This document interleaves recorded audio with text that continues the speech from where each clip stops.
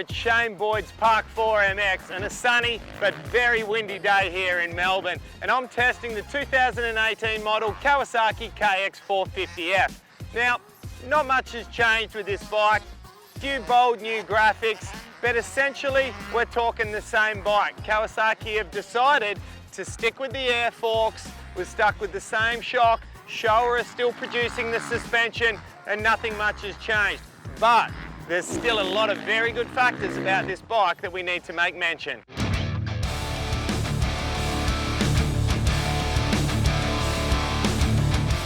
Now let's start off with the colour black. This bike has got a lot of black on it, more than any other motorcycle out there. We'll start off with triple clamps, bar mounts, handlebars, and yes, even black rims. A lot of bikes carrying black rims nowadays, but let me finish off with DLC coated fork sliders, diamond-like coating. The only manufacturer to include DLC coated fork sliders on their production-based machines. And if you had to pay for that to be done, it cost you a lot of money. And Kawasaki, more so than any other bike, it's got a lot of movement that you can do with various parts of the bike. And we'll start off with the foot pegs, two separate positions depending on if you're a tall rider or a short rider, so a very good bonus there.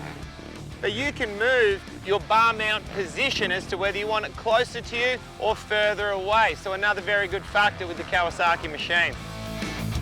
And just like most of the other manufacturers, Kawasaki are coming out with a launch control production straight out of the crate, and it's activated by a little button just next to the left-hand side of your handlebar. All you need to do, push down and hold that button down. You'll see that light start to flash. When it does, you know that your whole shot device is activated and ready to go.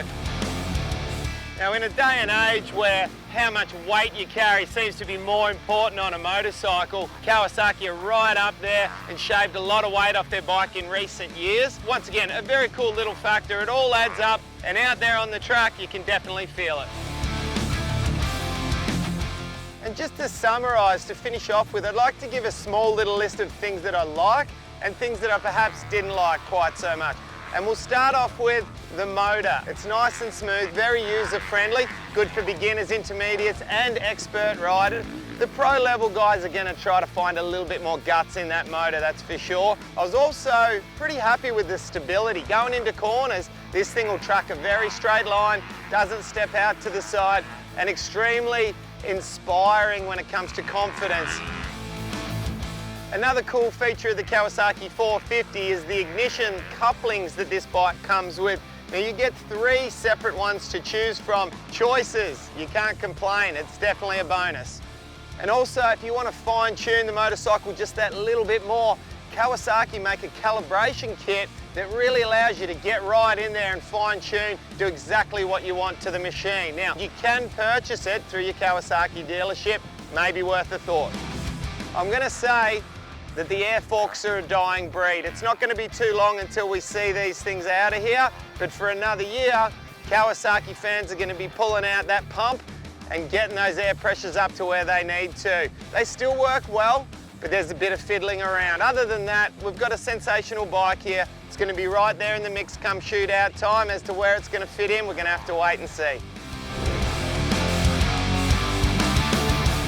For all your insurance needs, visit swaninsurance.com.au.